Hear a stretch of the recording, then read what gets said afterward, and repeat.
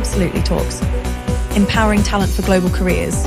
Brought to you by Absolutely French, presented by Armelle Perben.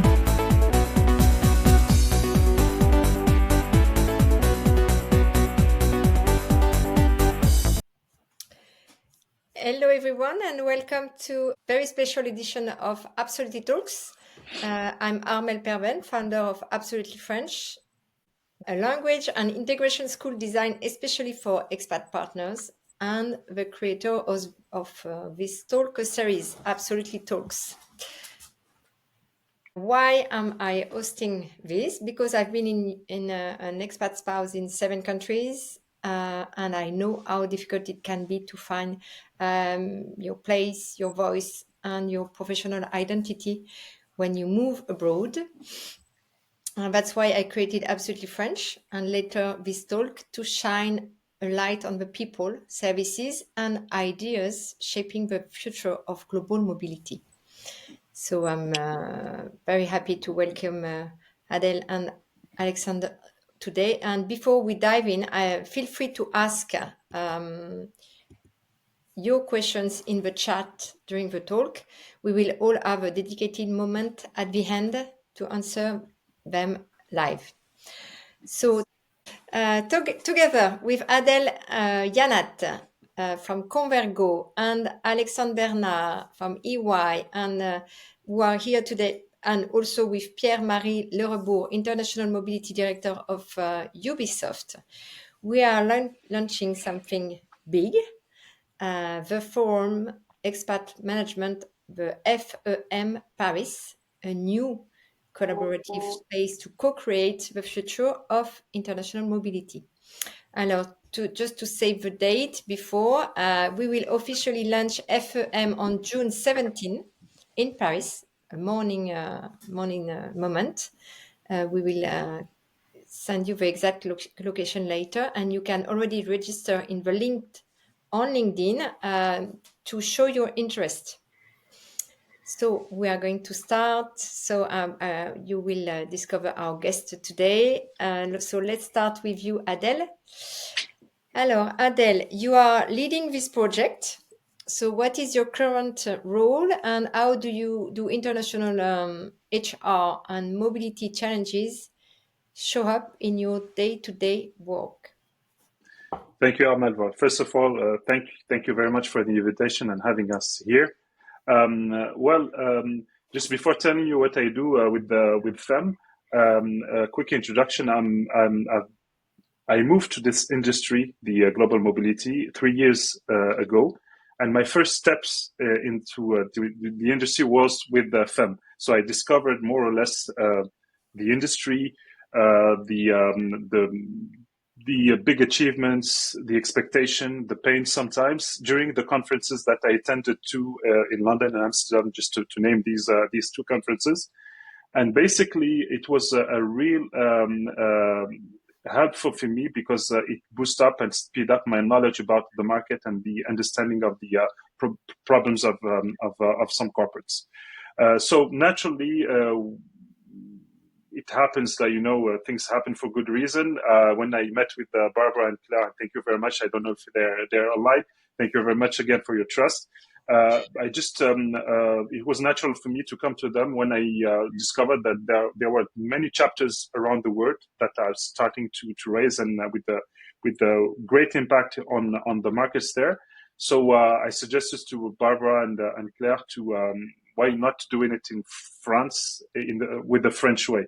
So they gave me that opportunity, and my first objective is to build up a super dream team around me, the steering committee, which you are both in, and Pierre-Marie Lerebourg, who was online today. And the objective of this steering committee is, and my role is to create really a safe space for both people from the industry, providers, and HR people to have like a safe space to talk, to have like great exchanges and insight about the market, expectation, and collaborative work, obviously. It was a long answer for the short question, but I hope I answered well. Yeah. Thank you, Adel. Thank you very much. And you, Alexandre. Can you tell us about your journey and what led you to focus on global mobility? Thank you, Armelle, and thanks for hosting this event. So basically, I'm more of a finance guy. I discovered the comp and ben world when I joined Aon Hewitt some 15 years ago, working on compensation, benefits, pension, well-being, but nothing related to global mobility. And when I came back at EY a few years after that, I discovered that EY had a wide service to its client in global mobility, in tax, immigration, social security, etc. And being familiar with the comp and ben world, I started working with and operating with our lawyers and consultants in those fields. And so I met again with the comp and bens, but to talk about specifically mobility for a change.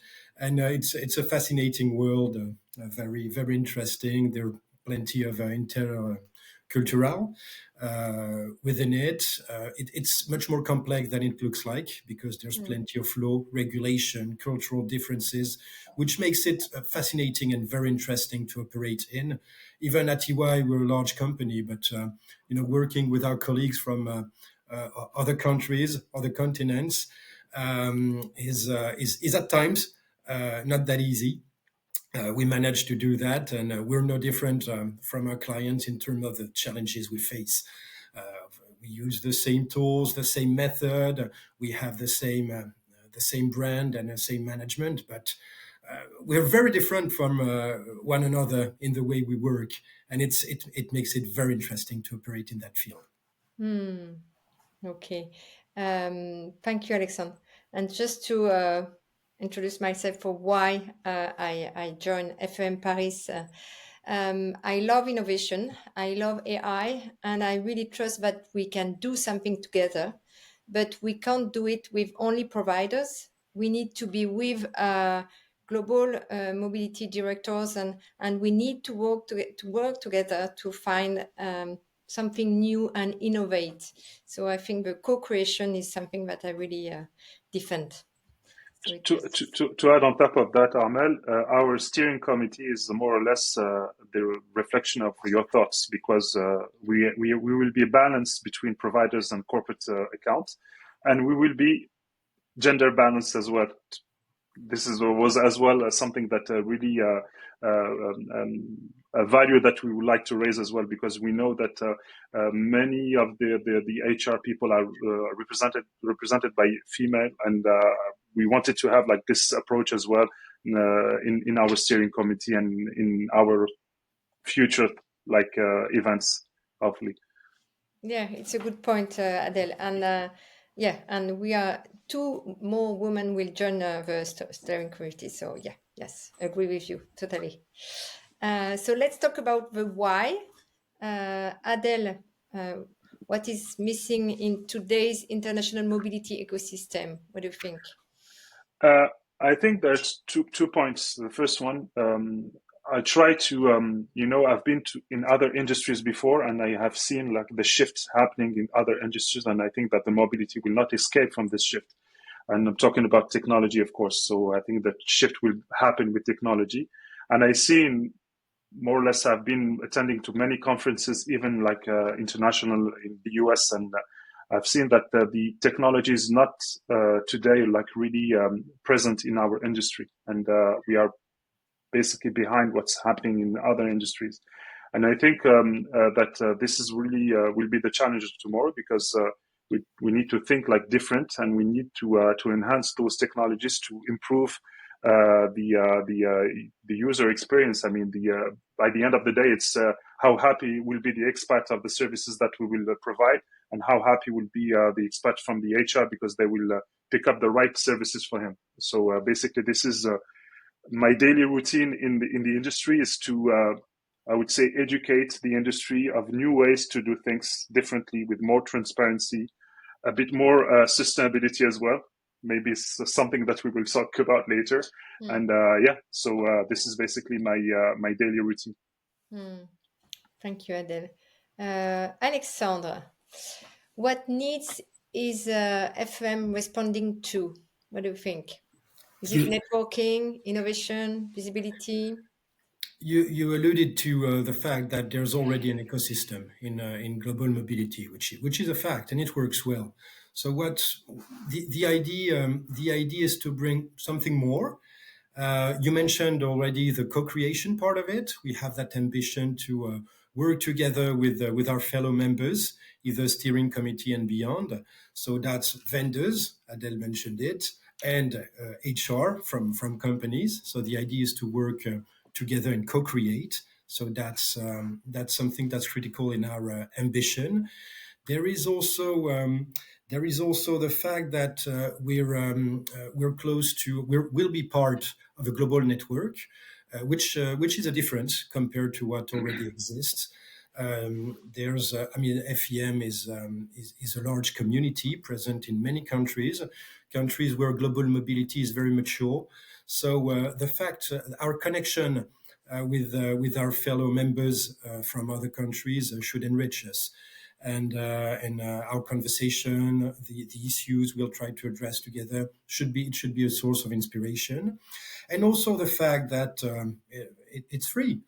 It's that simple. At some point, being a corporate, it can be hard for a company, for HR department, global mobility to get a budget for anything. That's true for HR, but that's true for everything. I mean, we all work in companies. We know it's hard to get a budget, and we want to keep it simple.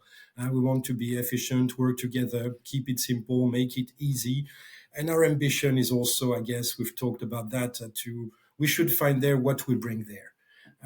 A will to co-create, a good atmosphere, positive atmosphere, open-minded conversations. Keep it simple and open-minded. That's kind of the idea. Yes, thank you. And maybe also just because it's we are connection with other countries, we can also bring new innovation on the table. So I think it's also interesting to stay open to other countries. Thank you. So let's talk about the vision, the future. Adel, what will actually happen at the FEM Paris event on June 17?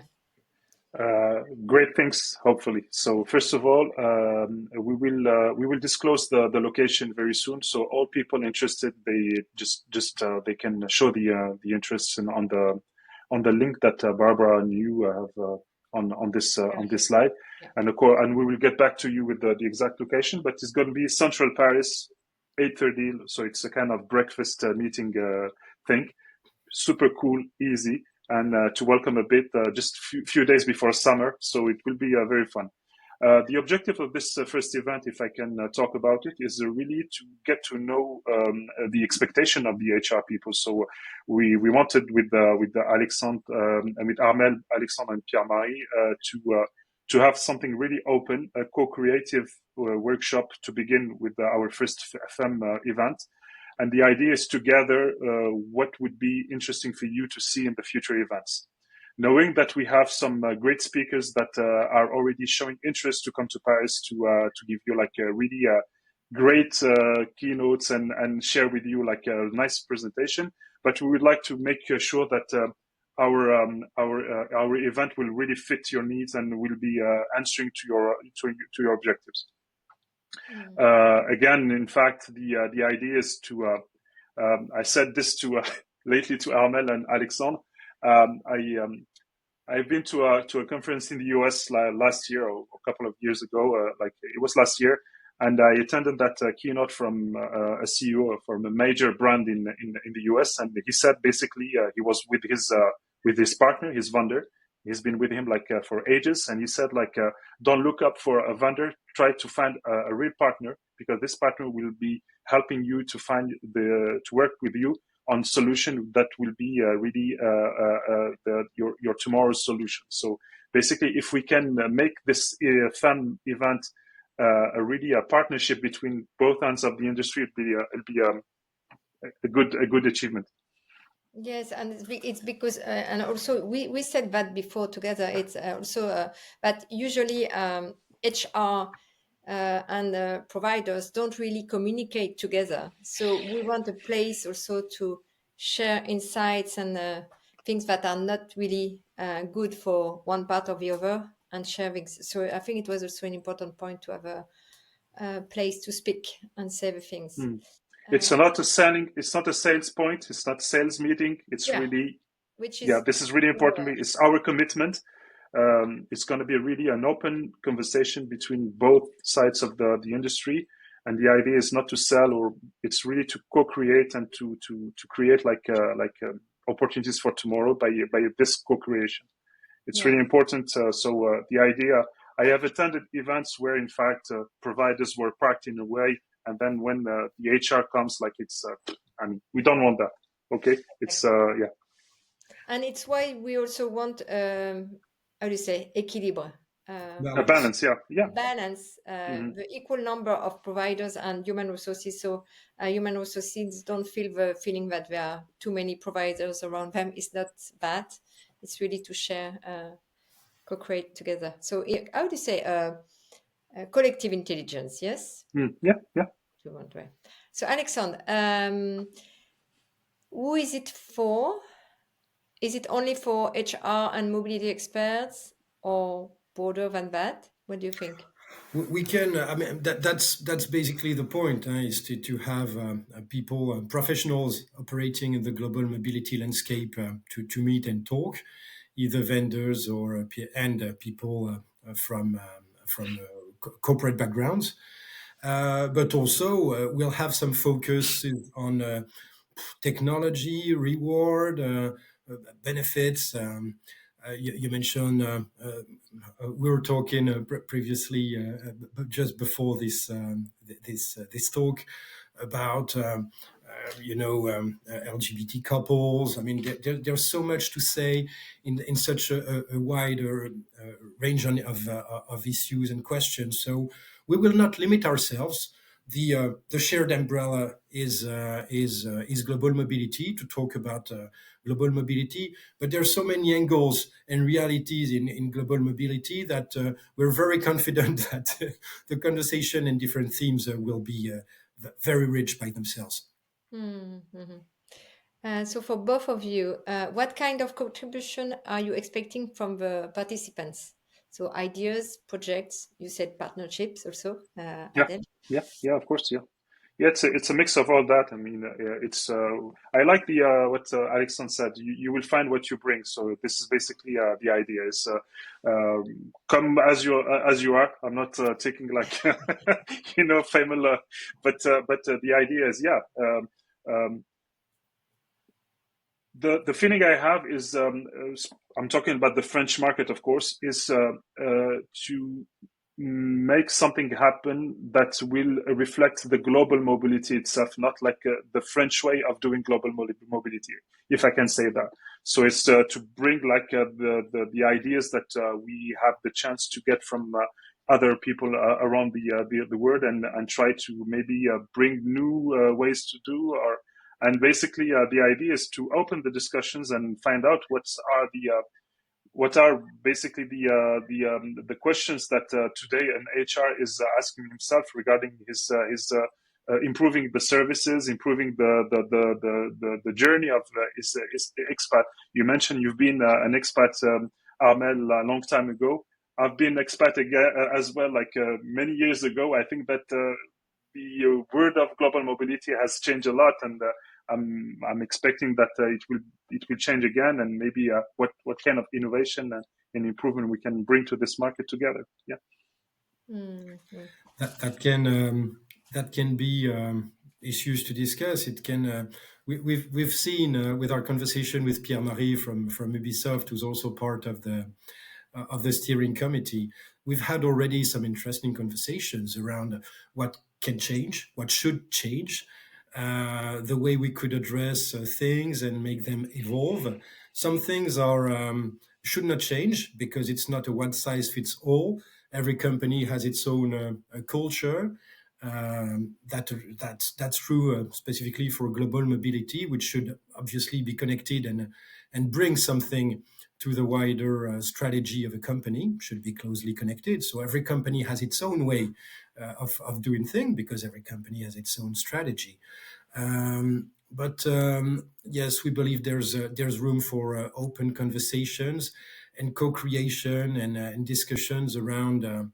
Okay, what do we want to focus on? What could change in a given field, and how can we think about it together? It's good that you mentioned that conversation, Alexandre, with Pierre-Marie. Indeed, it was like a nice meeting by the end of the day, because it was not expected, but by the end of it, we had like a deep conversation about things that could happen, and it's really what we want to have, like live and direct with the people in the next event and the future events, is that kind of a conversation that can give us like new ideas and new perspective for collaboration. Yeah. Transparency. Yeah, exactly. I don't know if Pierre-Marie can maybe bring that to the table if he's around. But it can be challenging for us, for we vendors. Yeah, exactly. Which is good.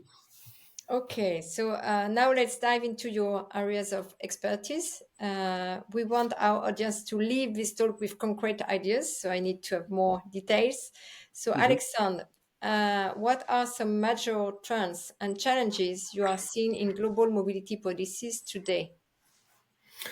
We see a shift in terms of a population from the traditional expatriates, long-term signees, to new forms of mobility, like short-term, project-based assignments, local contracts, because companies do not want to pay for an expatriate package for too wide a population.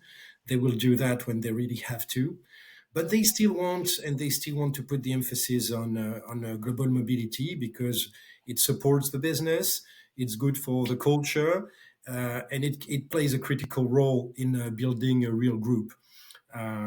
You need people to interact with one another, to create a real corporate culture. You can see that with the Brexit. I mean, the English politicians are not in touch anymore with their counterparts from the continent, and doing that, they lost their intimacy, and intimacy is critical to get things going forward. So, and how do we understand each other better? We know it's complicated, but it's definitely worth it. That's what makes it fun. So we see not less global mobility, but we see different global mobility compared to a few years ago. And I want to keep it short, but of course there's also plenty of pressure on the HR department in terms of compliance. The focus is very much from the governments put intense pressure on the corporates to make things change in terms of tax, of immigration. Let's not deep dive right away into this, but I mean, we just need to read the news every day. It's really I mean, we're witnessing massive change in that field. And social security as well. So there's really plenty going on in terms of culture and compliance field of plays. Thank you, Alexandre. Adel, how can human resources professionals better integrate the idea of global talent experience? What innovations are you seeing? Yeah. They need to move beyond like the admin task and maybe see what's going on. But basically, I think, as I mentioned earlier, the real shift will be happening with the technology, and I've seen some innovation specifically in how we can streamline the different processes between what the policies. What are the policies of the companies and how they can adjust to the market? But two things that I see that is really becoming obvious. I would say that one part of it is to say cost saving, but the way to say it is more transparency, because of course this market is there's a lot of opacity in the market today, and I think that HR people I talk to they're much more looking for flexibility, transparency, and a bit of sustainability as well, because in fact we know that today what's the point of moving like 30 cubic meters for 2 years, etc., etc. So all those questions, and I know that from my perspective, of course, I'm a tech guy and I bring technologies to the industry. But I've been talking to other people that brings as well technology. That I think that there is an appetite for new ways to enhance the experience and to bring like much more flexibility in the services. So I think that the shift will come through the technology, as it happened in other industries before. So there is no escape. I think that whether you like it or you don't, you will sooner or later leave it. Like so you better if you start from now. Yeah, I totally agree with you. And it's why we started to do something in Absolutely French with Absolutely Ahead. We started to we launched a new program with AI to prepare the expatriation, and I think it's crucial to shift the way we used to do it. So exactly. Yeah, exactly. It's again, it's just a time savior as well. I know that we know that some tasks are really super boring, to be totally honest, and time consuming. So I think technology can really absorb all those like non-valuable tasks and provide like a better connection between people. I mean, I know with my clients, for instance, we have like a super good exchanges and like a really nice I would say a nice ride up to now, because I know that my technology is absorbing like the boring and the non-valuable tasks. So I am 100% focused with my clients to help them and to talk with them. And in my field, when we see here with expat partners, is that we have more and more remote work. So lots of expat partners come with that now. So the way to integrate is different, and so we need to adapt over. And I think for the immigration points, I think the company doesn't see. They don't see what happened now. So it's dangerous point, I think, for companies to know that the spouse come with a job for the immigration. Have you seen an evolution in that field? Yes, a lot. Armelle, compared to when you started a few years ago? Really. Yeah, and it's very difficult because they stay in their home. They don't go outside. They just work. So the integration is not good, and so it's not good to the long term. It's okay for 5-6 months, but so we have some people after they started like this, and then they come to Absolutely French and they say, "Okay, I don't want to do it again. It's too this cannot last." Yeah, it's not a life. You don't meet any people. You stay just so It's not sustainable. Exactly. So I think it's good for the companies to know before they're leaving. So lots of expat partners, of course, they don't tell the company. So so it's difficult to manage that, I think. Okay, thank you for everything now. So now it's the questions part. So I'm happy to have your questions in the chat. If you can ask the question, I'm just asking him, who is helping me to come to me to see if we have any question. Okay, so we have one question first. So please write all the question you have in the comments.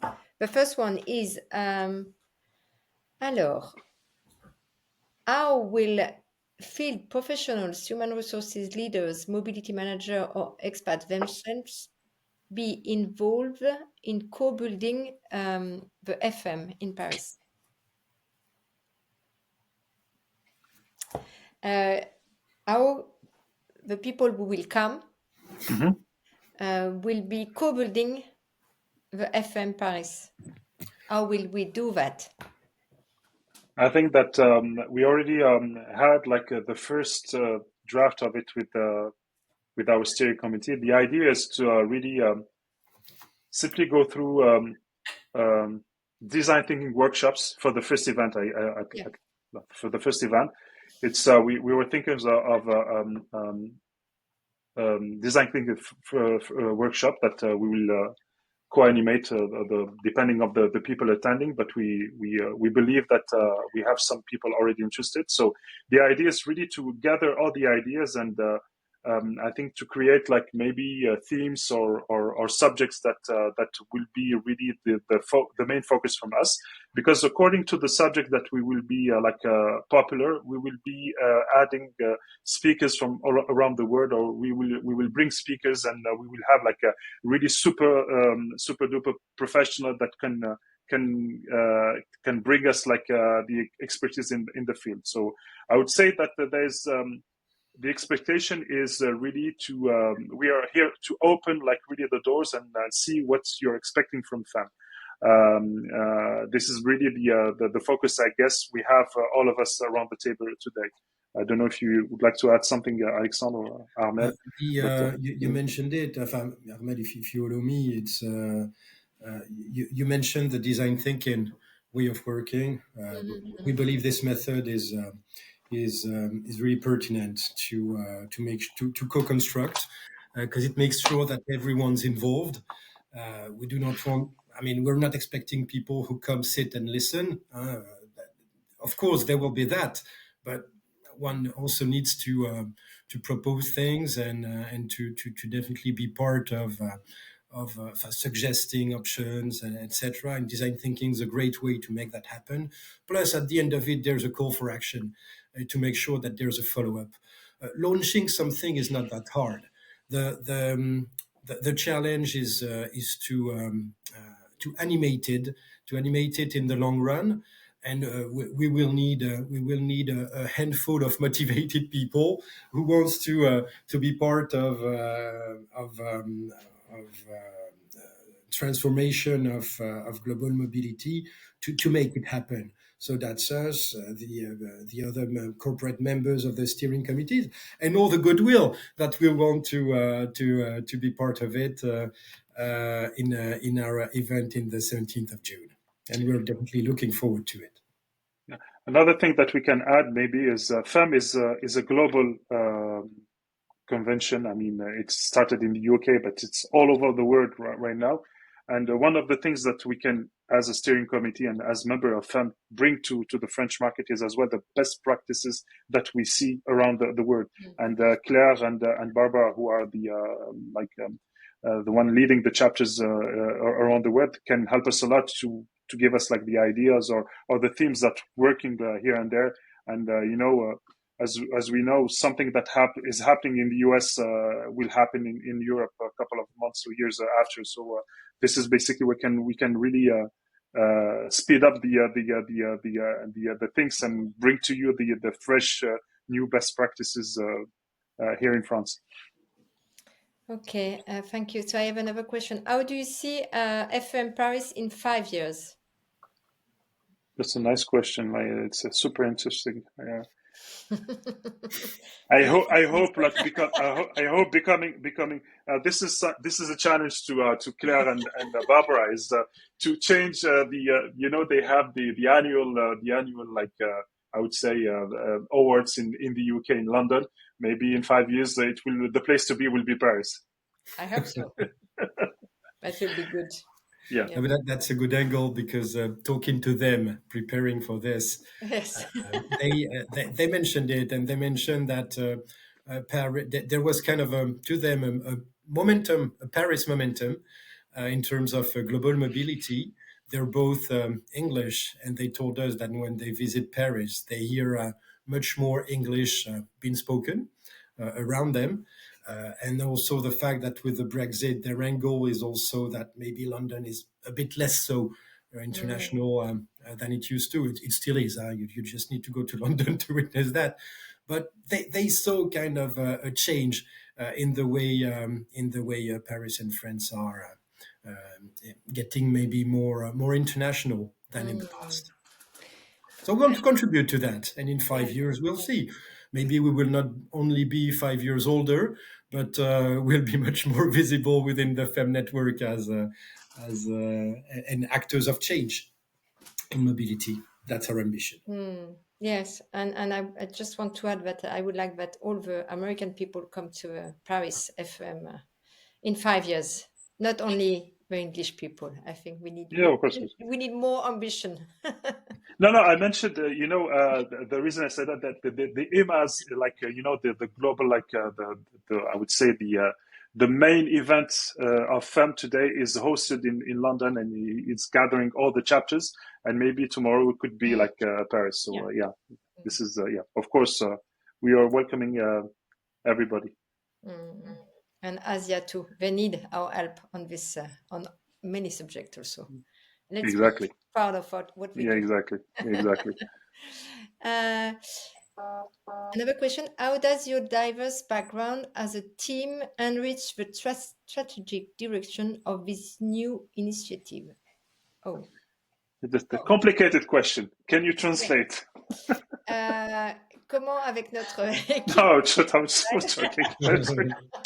I was joking. I've seen a message from Claire. Okay, we will read it later. But we have different backgrounds, that's true. And we operate, all of us, in global mobility, and we include Pierre-Marie in that too. And our angles on our own angles enrich each other. When we talk together, we see that we're facing different challenges from our clients. We talk about different things. It's more of a cultural background, making a conjoint happy in the country for you, Armelle. The wife or husband needs to be integrated locally. It's a key success factor for the relocation.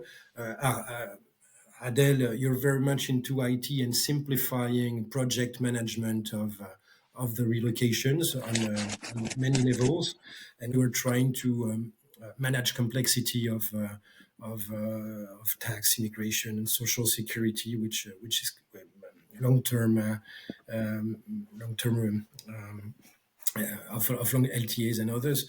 And so we see that the conversation we have with our clients really complete each other, and we understand better the wider landscape of our client and operating field of operation than us alone, and that enriches our conversations. I have some comments from Claire. So Claire, thank you for your message. And she said, please think of the Paris chapter as your inclusive club where you have a say. So thank you, Claire, for that. And I have a question from Catherine. Catherine said, how can we get involved beyond the June event? You're more than welcome. You have a link. You can reach out to us. Like, I don't know if there's probably better to in the comments. Exactly. We welcome anybody that is willing to help and to contribute to this positive vibes and energy that we're bringing. Yeah, more than welcome to help.